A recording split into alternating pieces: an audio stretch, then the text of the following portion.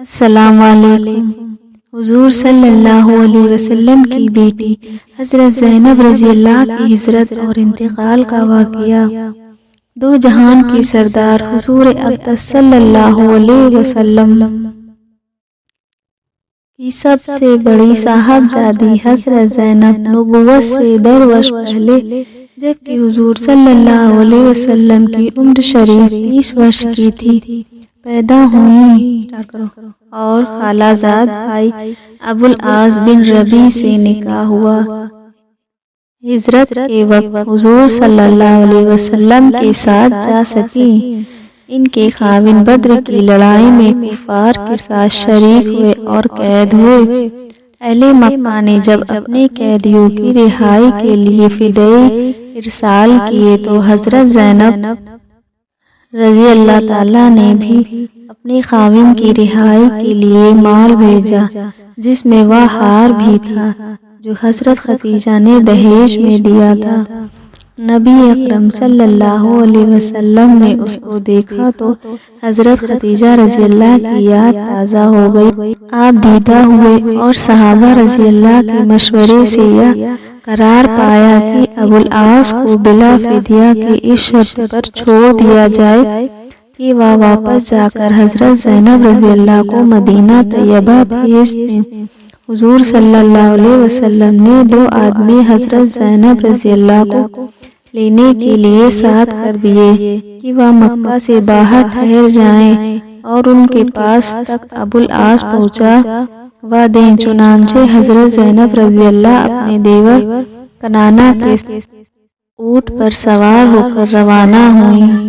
کفار کو جب اس کی خبر ہوئی تو آگ ببولا ہو گئے اور ایک جماعت مزاحمت کے لیے پہنچ گئی، جن میں حبار بن اسود جو حضرت خدیجہ رضی اللہ کے چچا زاد بھائی کا لڑکا تھا اور اس لحاظ سے حضرت زینب رضی اللہ کا بھائی ہوا، وہ اور اس کے ساتھ ایک اور شخص بھی تھا۔ ان دونوں میں سے کسی نے اور اکثروں نے حبار ہی کو لکھا ہے۔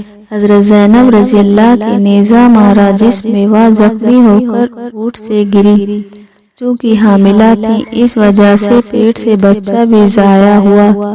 کنانہ نے تیروں سے مقابلہ کیا۔ ابو سفیان نے ان سے کہا کہ محمد صلی اللہ علیہ وسلم کی بیٹی اور اس طرح علل اعلان چلی جائیں یا تو گوارا نہیں، اس وقت واپس چلو پھر چپکے سے بھیج دینا۔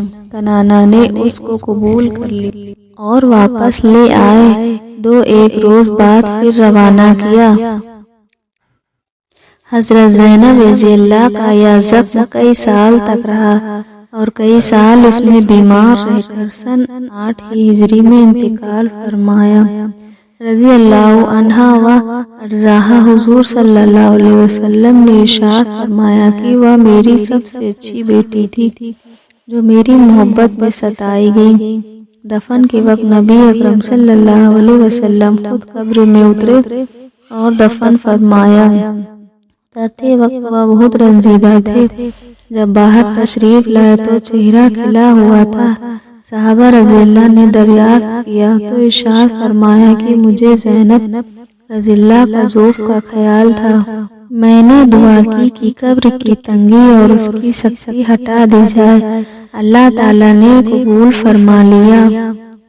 حضور اقدس صلی اللہ علیہ وسلم کی صاحبزادی اور دین کی خاطر اتنی مشقت اٹھائی کہ جان بھی اسی میں دے دی، پھر بھی قبر کی تنگی کے لیے حضور صلی اللہ علیہ وسلم کی دعا کی ضرورت پیش آئی۔